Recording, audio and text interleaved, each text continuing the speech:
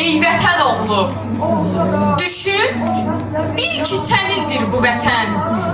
Sabahın, həm bugünün, həm dünənindir bu vətən. Sənin öz dövlətin, öz millətin, öz cəddin var. Vətən uğrunda ölənlər ölümündən doğular. Biz vətən məcnunu, el aşidi sülh əskəriyik. Biz vətən naminə ölsək, dirilərdən diriyik. Mənim öz ulduzumu bağrına basmış yılalım, dedi öndər. Yönü bayraqdakı üç rəngdən alım. Sən bu gül bayrağın altında məramınca yaşa. Qoyma düşmən nəfəsindən ona çirkab bulaşa. Sənin öz bayrağının kölgəsi cənnətdir sənə. Günəş hər gün doğur, ancaq içimizdən vətənə. Bizim iqbalımızı yazdı qılıncın kəsəri. Bizi biz etdi dədəm Qorqud Oğuz namələri. Ey Azərbaycanımız, türkü Oğuzlar vətəni. Ər oğullar, ər igidlər, kişi qızlar vətəni. Sənin haqqındır azadlıq, sənin eşqindir inam.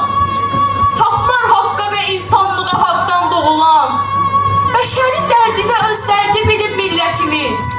Bizim öz niyyətimizdən doğulub hürriyyətimiz.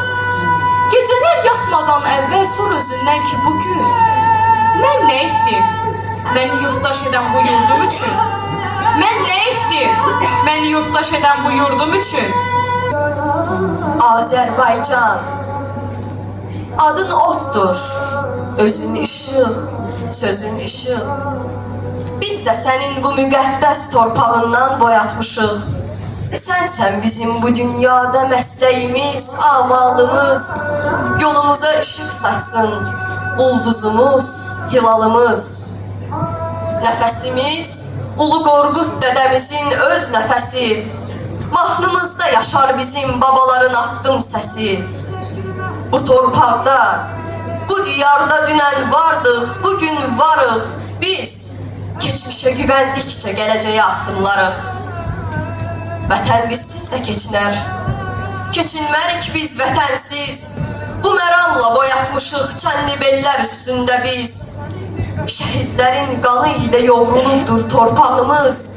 Qəlbimizdə dalğalanır öz üç rəngli bayrağımız. Qardaşlıqdır şüarımız. Biz həmişə əl tutarıq. Düşmən bizə əl uzatsa, düşmənliyi unudarıq. Könlümüzdə bir vahiddir güneyimiz, güzeyimiz. Vətən bizim namusumuz. Biz vətənik, vətən də biz.